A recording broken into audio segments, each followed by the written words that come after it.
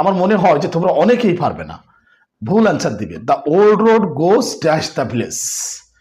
আসলে এখানে সঠিক অ্যান্সার হবে কোনটা জানো? সঠিক অ্যান্সার হবে থ্রো। অর্থাৎ এই যে 4 নাম্বারটা হবে অ্যান্সার, থ্রো। কেন হবে 4 নাম্বার, এই ব্যাখ্যাটা তোমাদেরকে বুঝতে হবে।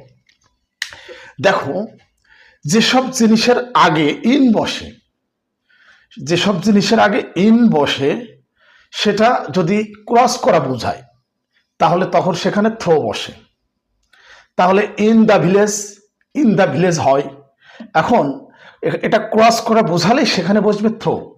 অর্থের উপর সেটা নির্ভর করবে। দ্য ওল্ড রোড গোজ, দেখো পুরাতন রাস্তাটা কোথা দিয়ে গেছে? গ্রামের মধ্যে দিয়ে গেছে, ক্রস করেছে গ্রামের মধ্যে দিয়ে, গ্রামের ভিতর দিয়ে। যেখানে ইন বসে সেটা যদি ক্রস করা বোঝায় তাহলে সেখানে কি বসবে? থ্রো। জাস্ট এটাই মনে রাখতে হবে, এটাই হচ্ছে তোমাদের ব্রেনে রাখতে হবে, তাহলে অ্যান্সারটা সঠিক দিতে পারবে। এই ধরনের প্রশ্ন কিন্তু ভর্তি পরীক্ষায়, বিভিন্ন চাকরির পরীক্ষায় আসে।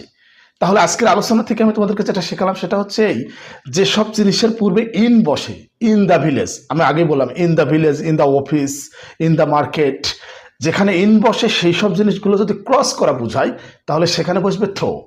তো দেখো, the old road goes dash the village, through the village.